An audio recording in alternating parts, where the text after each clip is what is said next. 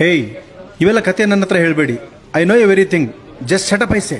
ಅಲ್ಲ, ಕ್ಲೈಂಟ್ ಕೋಪ ಮಾಡ್ಕೊಂಡ್ರೆ ನಾನೇನು ಮಾಡಲಿ? ಅವ್ರೀಗ 2 ಗಂಟೆಗೆ ಬರ್ತಿದಾರಂತೆ, ಬೇಗ ಯಾರನ್ನಾದರೂ ಕಳಿಸ್ಕೊಡಿ. ಎಲ್ಲ ನಾನೇ ಮಾಡೋದಾದ್ರೆ ನೀವೇ ಯಾಕ್ರಿ? ಅದೆಲ್ಲ ನನಗೆ ಗೊತ್ತಿಲ್ಲ, ಯಾರಾದರೂ ಹೋಗಿ. No no no no no, ಅವರಿಗೆಲ್ಲ ನಾನು ಹೇಳಿದ್ದೀನಿ, ಅವ್ರು ಹೋಗ್ತಾರೆ.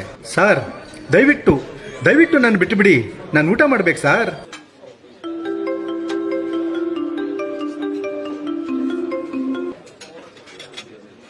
ಸರಿ ಮಾಡಿದ್ರಾ? ಆ ಹೊಸ ಪ್ರಾಜೆಕ್ಟ್ದು ಏನಾಯಿತು? ಈ ಪ್ರಾಜೆಕ್ಟ್ ಮುಗಿಯೋಕ್ಕೆ ಮುಂಚೆನೇ ಇನ್ನೊಂದು ಪ್ರಾಜೆಕ್ಟ್ ಕೈಗೆ ತಗೊಳ್ಳಿ, ಎರಡನ್ನೂ ಮ್ಯಾನೇಜ್ ಮಾಡಿ. ನಾನು ಇರ್ತೀನಿ. ಸರಿ, ಏನೋ ಮಾಡಿ.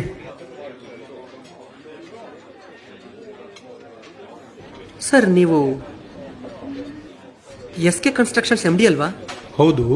ವಾವ್ ಸರ್, ನಾನು ಇಷ್ಟು ದಿನ ನಿಮ್ಮ ಬಗ್ಗೆ ಕೇಳಿದ್ದೆ, ಬಟ್ ಡೈರೆಕ್ಟಾಗಿ ನೋಡಿರಲಿಲ್ಲ. ಇವತ್ತು ಡೈರೆಕ್ಟಾಗಿ ನೋಡಿ ತುಂಬ ಖುಷಿ ಆಯಿತು. Thank you. ಹಾಂ sir, our staffs are coming. Okay sir, sorry for the trouble sir. Sir, ನಾನು ನಿಮಗೊಂದು ಮಾತು ಕೇಳ್ಬೋದಾ? ಕೇಳಿ. ನೀವು ನೆಮ್ಮದಿಯಾಗಿ ಮಲಗಿ ಎಷ್ಟು ದಿನ ಆಯಿತು ಸರ್? ದಿನ ಅಲ್ಲ, ವರ್ಷನೇ ಆಗೋಯ್ತು. ಸರ್, ನನ್ನ ತಪ್ಪು ತಿಳ್ಕೊಬೇಡಿ. ಈ ಹೋಟೆಲಿಂದ ಕೆಳಗಡೆ ಹೋಗ್ತಾ ಎಡಗಡೆ ಒಂದು ಪಾರ್ಕ್ ಇದೆ. ಆ ಪಾರ್ಕಲ್ಲಿ ಯಾವಾಗಲೂ ಒಬ್ಬ ಭಿಕ್ಷುಕ ಇರ್ತಾನೆ. ಇವಾಗ ನೀವು ಅವನನ್ನು ಹೋಗಿ ನೋಡಿ, ಮರದ ಕೆಳಗಡೆ ನೆಮ್ಮದಿಯಾಗಿ ಮಲ್ಕೊಂಡು ಗೊರಕೆ ಹೊಡಿತಾ ಇರ್ತಾನೆ. ಎಲ್ಲೋ ಒಂದ್ ಕಡೆ ಅವನ್ನ ನೋಡಿದಾಗ ಈ ಭಿಕ್ಷುಕನ ಜೀವನದಲ್ಲಿರೋ ನೆಮ್ಮದಿ ನನ್ನ ಜೀವನದಲ್ಲಿ ಇಲ್ವಲ್ಲ ಅಂತ ಅನ್ಸಲ್ಲ ಸರ್ ನಿಮಗೆ? ಯಾಕೆ ಈ ಮಾತು ಹೇಳ್ತಾ ಇದ್ದೀನಿ ಅಂದ್ರೆ, ನಿಮ್ ತರ ಶ್ರೀಮಂತ ನಾನಲ್ಲ, ಒಬ್ಬ ಬಡವ. ಆ 60 ರೂಪಾಯಿ ಸ್ಯಾಂಡ್ವಿಚ್ನ ಹ್ಯಾಪಿಯಾಗಿ ಆಸ್ವಾದಿಸಿ ತಿಂತಾ ಇದ್ದೀನಿ. ಆದ್ರೆ ನೀವು ಆವಾಗ್ಲಿಂದ ತಂದಿಟ್ಟಿರೋ ಈ ಪಿಜ್ಜಾನ ನಿಮ್ ಕೈಲಿ ತಿನ್ನಕ್ಕಾಗ್ತಾ ಇಲ್ಲ. ಯಾಕೆಂದ್ರೆ ನಿಮ್ಮ ವರ್ಕ್ ಪ್ರೆಷರ್, ಒತ್ತಡ ನಿಮ್ಮನ್ನು ತಿನ್ನಕ್ ಬಿಡ್ತಾ ಇಲ್ಲ. ಈಗ ನೀವು ತಿಂದ್ರೂ ಕೂಡ ನೆಮ್ಮದಿಯಾಗಿ ತಿನ್ನಲ್ಲ, ಗಪ ತಿಂದು ಎದ್ದೋಗ್ಬಿಡ್ತೀರಾ. ಸರ್, ನಾವ್ ಯಾಕೆ ದುಡಿಯೋದು ಹೇಳಿ? 2 ಹೊತ್ತು ನಮಗೆ ಇಷ್ಟ ಆಗಿರೋದನ್ನ ಹೊಟ್ಟೆ ತುಂಬ ತಿನ್ನಕ್ಕೆ, ನೆಮ್ಮದಿಯಾಗಿ ಕಣ್ತುಂಬ ನಿದ್ದೆ ಮಾಡಕ್ಕೆ. ನಮ್ಮ ದುಡಿಮೆಯಿಂದ ಅದೇ ನಮಗೆ ಸಿಗ್ತಾ ಇಲ್ಲ ಅಂದ್ರೆ ನಾವ್ ಯಾಕೆ ದುಡಿಬೇಕು ಹೇಳಿ ಸರ್? ಸರ್, ನಿಮಗೆ 2 ನಿಮಿಷ ಸಮಯ ಇದ್ರೆ ಒಂದು ಸಣ್ಣ ಕತೆ ಹೇಳ್ಬೋದಾ? ಪರವಾಗಿಲ್ಲ ಸರ್, ಮಾತಾಡಿ. ಇಲ್ಲ, ಏನದು ಕತೆ ಹೇಳು. ಸರ್, ಕೂತ್ಕೋಬೋದಾ? Please. Thank you sir. Sir, ಒಂದು ನದಿ, ಆ ನದಿ ದಡದ ಮೇಲೆ ಒಂದು ಮರ, ಆ ಮರದ ಮೇಲೆ ಒಂದು ಕೋತಿ. ಆ ಕೋತಿಗೆ ಪ್ರತಿನಿತ್ಯ ನೀರಲ್ಲಿ ಈಜಾಡಬೇಕು ಅನ್ನೋ ಆಸೆ.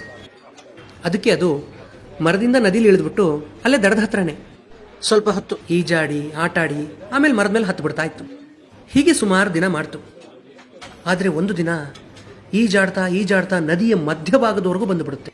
ಬಂದು ಎಂಜಾಯ್ ಮಾಡಿ ಕೊನೆಗೆ ಸುಸ್ತಾದ ಮೇಲೆ ಹಿಂದಕ್ಕೆ ತಿರುಗಿ ಮರದ ಹತ್ರ ನೋಡುತ್ತೆ. ಮರ ಆ ಕೋತಿಯಿಂದ ದೂರದಲ್ಲಿತ್ತು. ಅವಾಗ ಭಯದಿಂದ ಸ್ಪೀಡಾಗಿ ಮರದ ಕಡೆ ಈಜ್ಕೊಂಡು ಬರೋದಕ್ಕೆ ಶುರು ಮಾಡುತ್ತೆ. ಅಷ್ಟರಲ್ಲಿ ಒಂದು ದೊಡ್ಡ ಸುಳಿ ಬಂದು ಆ ಕೋತಿನ ಮುಳುಗಿಸ್ಬಿಡುತ್ತೆ.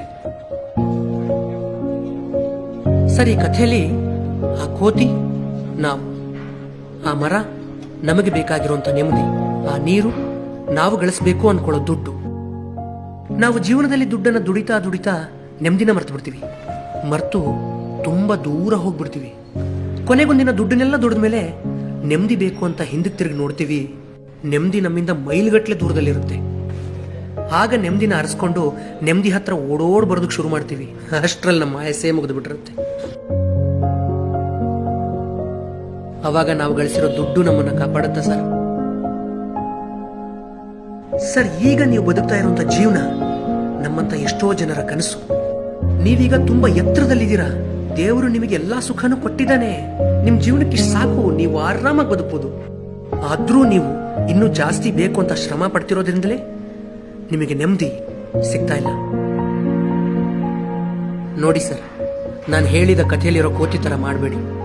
ಸುಳಿ ಬರೋದಕ್ಕಿಂತ ಮುಂಚೆನೆ ಮರನ ಸೇರ್ಕೊಳ್ಳಿ. ಸರ್, ನಾನಿನ್ನೂ ಚಿಕ್ಕೋನು, ನಿಮ್ಮಷ್ಟು ಎಕ್ಸ್ಪೀರಿಯನ್ಸ್ ನನಗಿಲ್ಲ. ಜಾಸ್ತಿ ಮಾತಾಡಿದೆ ಅಂತ ಅನ್ಸಿದ್ರೆ ದಯವಿಟ್ಟು ಕ್ಷಮಿಸ್ಬಿಡಿ ಸರ್.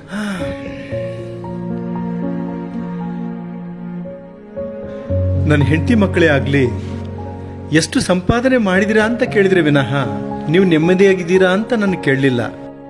ಅಂಥದ್ರಲ್ಲಿ ಯಾರಪ್ಪ ನೀನು? ನಾನು ಬಡವ ಸರ್. ಆದಷ್ಟು ಬೇಗ ಬರ್ತೀನಿ. ದಯವಿಟ್ಟು ಕಾಯ್ತಾ ಇರಿ.